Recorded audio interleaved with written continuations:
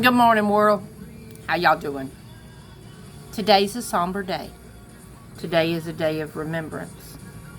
Today is December the 7th, 2020. I always remember this day. On this day, 2,403 people lost their lives in Pearl Harbor. Today is the day we honor those brave men and women that lost their lives. You know, if you've ever been to Hawaii, which I had the great pleasure of going and staying, Hawaii is, look at the sun. Oh, Hawaii is a way of life. Hawaii is one of the most laid back, take it as it comes, the sea, the air, the food.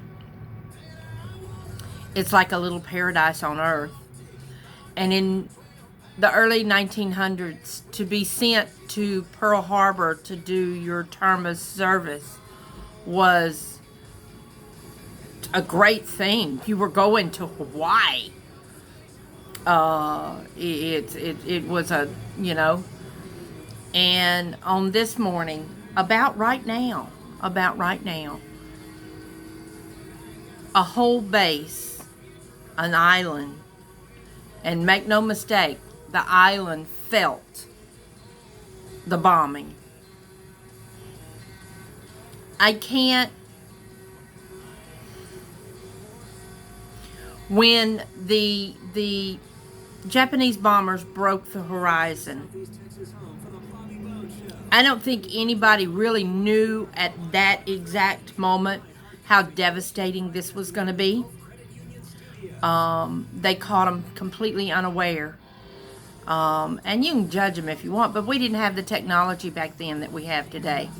Today, we'd have known when those things took off from the Japanese airstrip. But 1941 was different.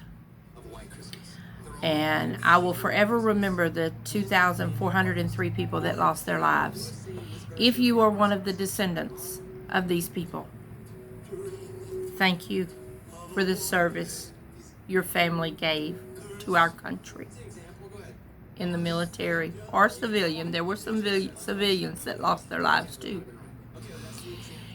But I just can't help but get a correlation between 1941 and 2020. In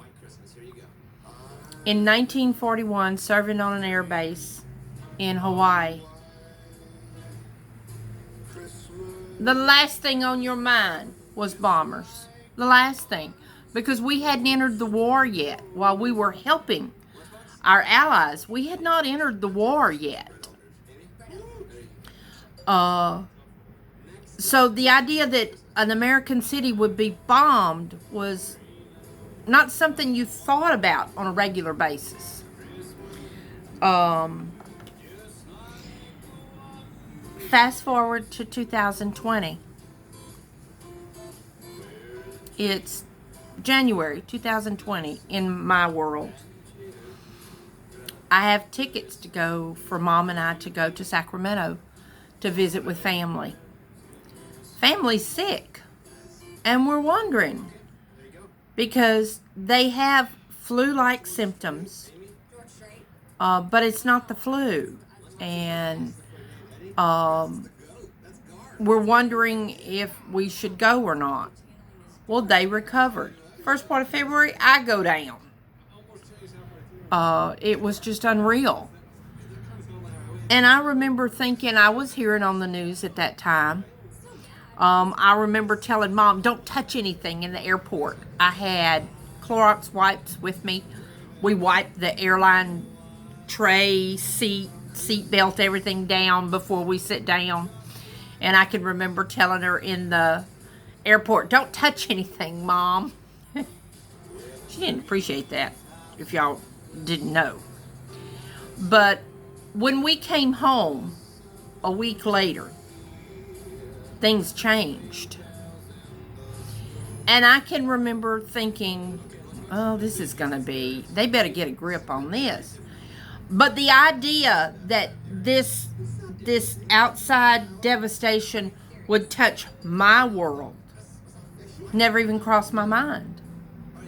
The fact that it would touch my mom, and to me, there's a direct correlation here. And if it's just me, then just let me believe that. But my mom was one of the most peace-loving, lovable people you would ever want to meet. She loved everybody. I got to get out of the sun. She loved everybody. You felt better just being around her. Just like the people in Hawaii. They felt secure in their surroundings. Mom felt secure. I mean, it's Southeast Texas. And I remember when it hit us. I can remember sitting there that moment, and it was very devastating for me before I realized how devastating it was going to be. It felt as though my world had been rocked. But at that point, I didn't know how badly my world was going to be rocked. When we got our positives in Southeast Texas, a virus from Wuhan, China, had made its way to my little world. My little world. We didn't do anything to bring it here. We didn't travel internationally. Just country folks doing what we do. And our world got rocked by this virus.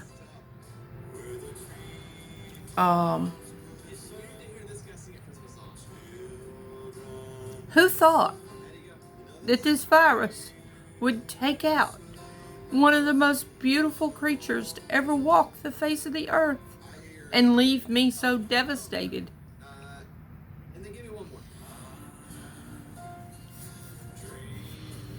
Make no mistake, people, we are in a war.